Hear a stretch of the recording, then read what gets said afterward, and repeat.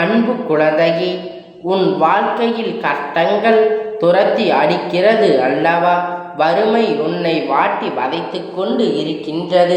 என் தங்கமே, வாழ்க்கையில் வருகின்ற கஷ்டங்களுக்கு என்ன காரணமாக இருக்க முடியும்? நம் எத்தனைதான் உழைத்தாலும் நம்மை துன்பங்கள் வாட்டி வதைத்து கொண்டு இருக்கின்றது என்று என் பிள்ளை நீ நினைத்து கொண்டு இருக்கிறாய் அல்லவா? என் தங்கமே, இன்று உன் அப்பன் இந்த கஷ்டத்திற்கு எல்லாம் காரணம் என்ன என்பதை தெரிந்து கொண்டு வந்திருக்கிறேன். அது வெளியில் எங்கும் இல்லை, உன்னுடைய இல்லத்துக்குள் தான் இருக்கின்றது.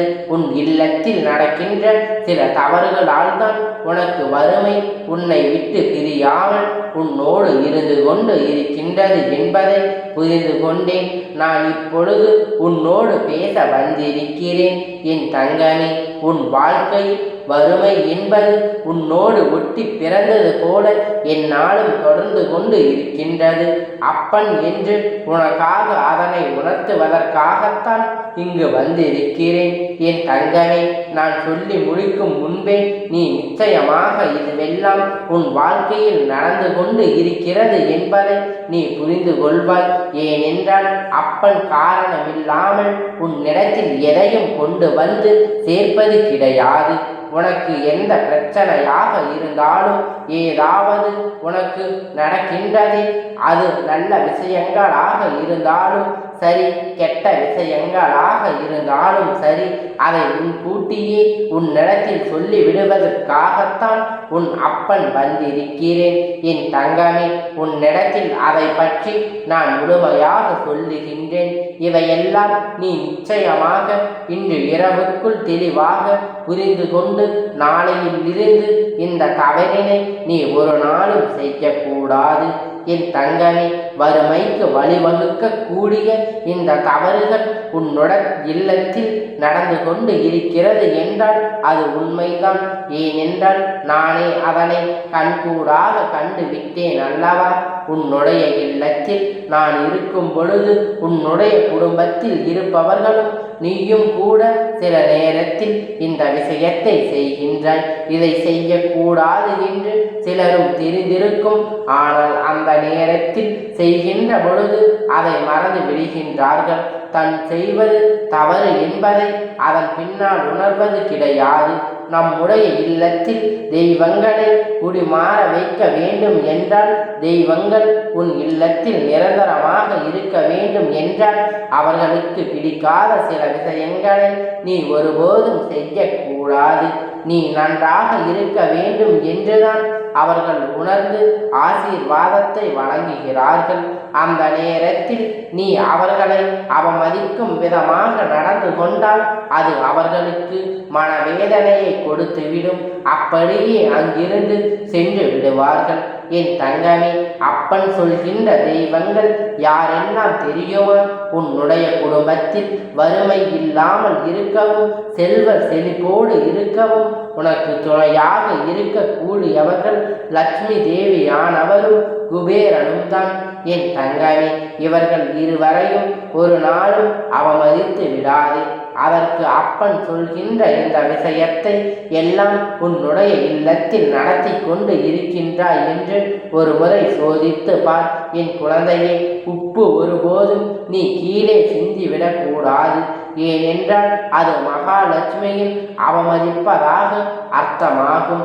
அதனால் எப்பொழுதும் உப்பினை கீழே சிந்தாமல் பார்த்து கொள்ள வேண்டும். தெரியாமல் சிந்துவது, தெரிந்தே அங்கு இங்கும் அறக்க பறக்க வேலை செய்யும் பொழுது கீழே கொஞ்சம் மேலே கொஞ்சமாக சிந்திக் கொண்டு இருக்கக்கூடாது.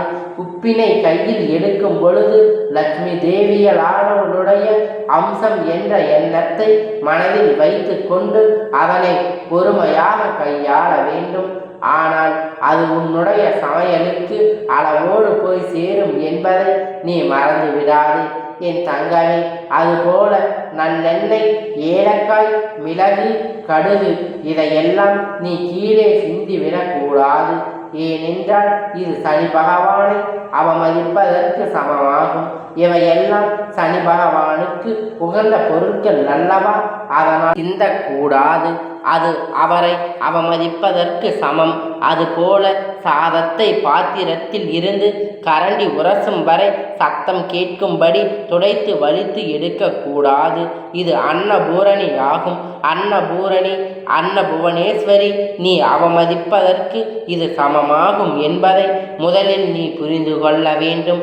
என் தங்கமே, சாதத்தை வீணடிப்பதும் இதற்கு நிகரான செயல்தான் என்பதை நீ புரிந்து கொள்ள வேண்டும். சத்தம் முன்னோடு கேட்கக்கூடாது. என் குழந்தையே, நீ இப்படி எல்லா நாளும் வாழ்க்கையில் பின்பற்ற வேண்டும். அதுபோல குபேரனுக்கு பிடித்த உணவு ஊறுகாய். தட்டில் ஊறுகாயை வீணடிக்க கூடாது. அப்படி வீணடித்தால் அது குபேரனை அவமதிப்பதற்கு சமமாகும். அது நிறைய ஊறுகாயை வைக்கும் பொழுது எப்படி வைக்க வேண்டும், எவ்வளவு வைக்க வேண்டும் என்று தெரியாமல் சிலர் அதனை வீணடித்து விடுகின்றார்கள். பொதுவாக ஊறுகாயை அதிக அளவிற்கு எடுத்துக்கொள்ள முடியாது. ஏனென்றால் அது உப்பும் காரமும் அதிகமாக இருக்கக்கூடிய ஒரு பொருள். அதனால் தேவைக்கு இன்றி அதிகமாக அதனை எடுத்து வைத்துவிட்டு அதன் பிறகு அதனை வீணடிக்க கூடாது. குபேரரின் அம்சமாக விளங்கக்கூடிய ஊறுகாய். நிச்சயமாக அதை நீ அவமதிக்கின்ற செயலை செய்தால் அது குபேரனை அவமதிப்பதற்கு சமமாகும் என்பதை முதலில் நீ புரிந்து கொள்ள வேண்டும். என் தங்கமே, அப்பன் சொல்கின்ற இந்த விஷயம் மிகவும் முக்கியமான விஷயம். பூஜை அறையில் குத்து விளக்கு தவறி தெரியாமல் கீழே விழுந்தாலும் சரி, ஏற்றிய விளக்கு அணைந்தாலும் சரி, உன் குலதெய்வத்திற்கு உடனடியாக நீ காணிக்கையினை முடிந்து வைக்க வேண்டும். ஏனென்றால் இது போன்ற இந்த 2 செயல்கள் நடக்கின்றார் என்றால் குலதெய்வம் உன்னிடத்தில் ஏதோ ஒரு விஷயத்தை சொல்ல வருகிறார்கள் என்பதை நீ புரிந்து கொள்ள வேண்டும். என் தங்கமே, அதனால் அவர்கள் உடனடியாக காணிக்கினை முடித்து நீ எழுத்தினை வைத்து விட வேண்டும். எப்பொழுதும் அவர்களை காண வேண்டிய நேரம் உனக்கு வருகிறதோ, எப்பொழுது உன்னுடைய குலதெய்வ கோவிலுக்கு செல்ல வேண்டிய நேரம் உனக்கு கிடைக்கின்றதோ, அந்த காணிக்கை முடிச்சினை நீ அங்கே உண்டியலில் போட்டாலும் சரி, அதனை வைத்து அவர்களுக்கு ஏதேனும் பூஜை பொருட்கள் வாங்கி கொடுத்தாலும் சரி. என் குழந்தையே, இது போன்ற செயல்கள் எல்லாம் உன் இல்லத்தில் சரியாக நடக்கிறதா என்று ஒரு முறை சிந்தித்து பார்.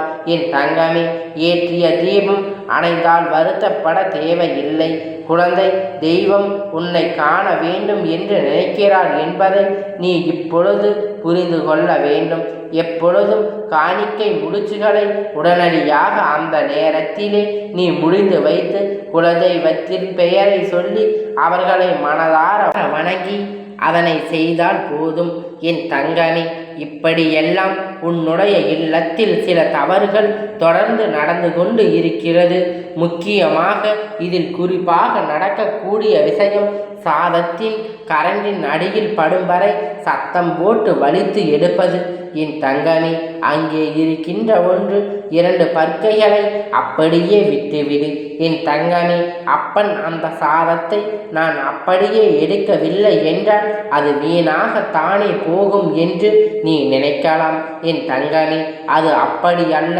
கடைசியாக இருக்கின்றாய். அந்த சாதத்தை உன்னுடைய கையால் வலித்து எடுத்து நீ கால்படாத இடத்தில் போட்டாலும் சரி, எறும்புகள் நடமாட்டம் இருக்கின்ற இடத்தில் போட்டாலும் சரி, காகத்திற்கு போட்டாலும் சரி, யாரேனும் ஒருவருக்கு அது பயன்படக்கூடியதாக இருக்க வேண்டும். யாரேனும் ஒருவருக்கு, யாரேனும் வாயில்லா பூச்சிகளுக்கு அது உணவாக மாறிவிட்டால் அது உனக்கு மிக பெரிய பலன்களை கொடுக்கும். அதை உன்னை வீணடிக்க சொல்லவில்லை. என் தங்கமே, சில குழந்தைகள் நினைப்பார்கள், அப்பன் நிறைய பொருட்கள் சாப்பிட முடியாமல் கொஞ்சம் அங்கே கழனியாக சென்று கொண்டு இருக்கிறது என்று. கழனி என்றால் அத்தனை மோசமான விஷயம் கிடையாது. என் தங்கமே, அதை மாடுகள் உணவாக அருந்துகின்றது அல்லவா? அதனால் ஒருபோதும் நினைக்க தேவையில்லை. உன்னொரு உயிருக்கு உணவாகத்தானே கொடுக்கின்றாய் என்பதை முதலில் நீ புரிந்து கொள்ள வேண்டும். வீணாக்குவது என்பது என்ன தெரியுமா? யாருக்குமே பயன்படாமல் நீ எங்கோ போடுகின்றாய்.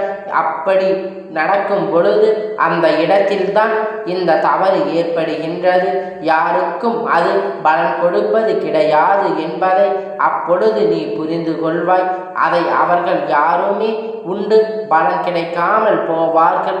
அது போன்று செய்வதுதான் வீணடிப்பது என்பதில் முதலில் நீ புரிந்து கொள் என் தங்கமே. அப்பன் சொல்கின்ற இந்த விஷயம் உனக்கு புதிதாக தோன்றலாம். ஆனால் ஒரு உயிர் அதை சாப்பிடுகிறது என்ற விதத்தில் நீ ஒரு முறை சிந்தித்து பார். அப்படி செய்வது நிச்சயமாக என் குழந்தையை நீ இன்னொருவருக்கு உணவு கொடுக்கின்றாய் என்று அர்த்தத்தில் தானே மாறும் என்பதை நீ புரிந்து கொள்ள வேண்டும். நீ சாப்பிடும் உணவு வெளியில் வீணாகி போகிறது என்றால் அது மிகப்பெரிய தவறு என்பதை நீ புரிந்து கொள்ள வேண்டும் என் தங்கமே. அதனால் ஒரு நாளும் உணவை வீணடிக்காதே. எத்தனை பேர் உணவில்லாமல் தவித்து கொண்டு இருக்கின்றார்கள் என் செல்ல குழந்தையே. அப்பன் சொன்னதை கவனமாக நினைவில் வைத்து கொண்டு நீ இது போன்ற தவறை நடக்காமல் பார்த்து கொள்ள வேண்டும். இனி உன் வாழ்க்கையில் எப்பொழுதும் நல்லதே நடக்கும் என்பதை நீ மறந்துவிடாதே என் செல்ல குழந்தையே. இந்த அப்பனுடைய ஆசீர்வாதம் உனக்கு எப்பொழுதும் முழுமையாக கிடைத்து கொண்டே இருக்கும். கந்தா போற்றி, கடம்பா போற்றி, கதிர்வேலா போற்றி, ஆறுபடை வீடு கொண்ட முருகா போற்றி.